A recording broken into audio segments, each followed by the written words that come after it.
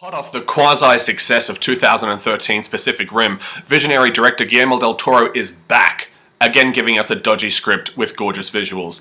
Look, I derive no pleasure or sense of superiority from hanging shit on a movie that filmmakers have spent thousands of hours and 2 years of their lives to make.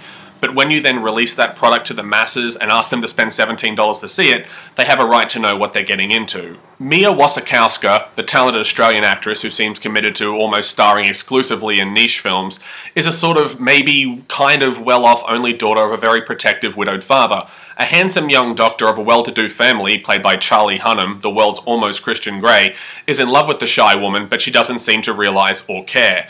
Enter businessman Tom Hiddleston, who pops up every couple of years to play the only decent villain in the MCU, and Wasikowska and he fall in love immediately, which is stated in dialogue because you can't tell from the moving images up on the screen. Her father is intensely dubious about Loki, which is preposterous since from the very start the young courter has been nothing but friendly, respectful and charming to both the father and the daughter. But this force of antagonism leads the father to discover something secret and bad about Loki, which the film doesn't bother to tell us for about 45 minutes. And this is just so we know to be dubious of him, because the film won't show us that. A lot of flat, boring scenes then occur until events in her life lead Wasikowski and Loki to move into a humorously creepy-looking mansion called Crimson Peak. This takes about 50 minutes. So allegedly Universal stated that this movie was incredibly difficult to market to an audience, and having seen it, they're totally right. So what did they do? Advertise it as an early 1900s love story that it is? No, of course not. They marketed it as a haunted house movie, which it most certainly isn't. Every ghost image you've seen in the trailers, TV spots and posters are every shot of supernatural apparitions that are in this movie. It's 2 minutes max. They're solely in here, we're told by our heroine, to serve as a metaphor, except the metaphor is useless and pointless and doesn't serve the story at all. Wasikowski's character is a writer who is trying to get her novel published, but because it's seen as a ghost story, it won't get published. At one point, a publisher tells her that in order for it to get made, it needs to have a love story.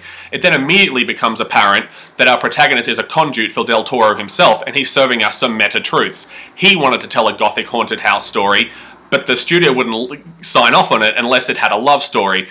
So now we have this bland, out-of-place first 45 minutes of the film, which is essentially Pride and Prejudice, but shot like it and lit like it's a horror movie. It's jarring. It's not even a good love story. It's cliche and boring and horribly underwritten. It's as if Stephanie Meyer and E.L. James wrote it.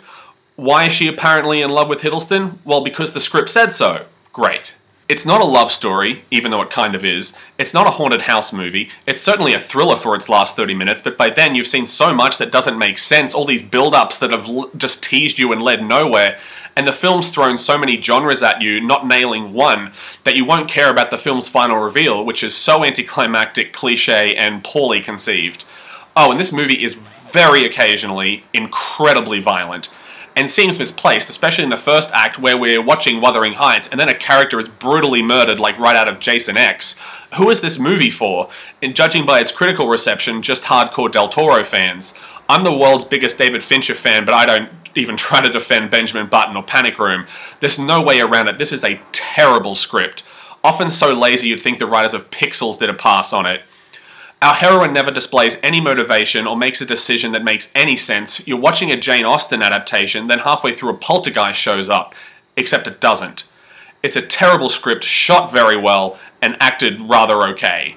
While this film is nowhere near a mess, like Fantastic Four, it's definitely messy.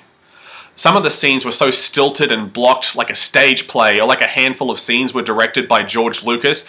Okay, now you go over there, then you look at him, walk over there, then stand there, look out of the... And whether you want to do a lightsaber battle, it's up to you. The score is cool and sounds a lot like The Usual Suspects for some reason. The movie is Del Toro level gorgeous, but overall this is the worst film he's ever made. 5 out of 10.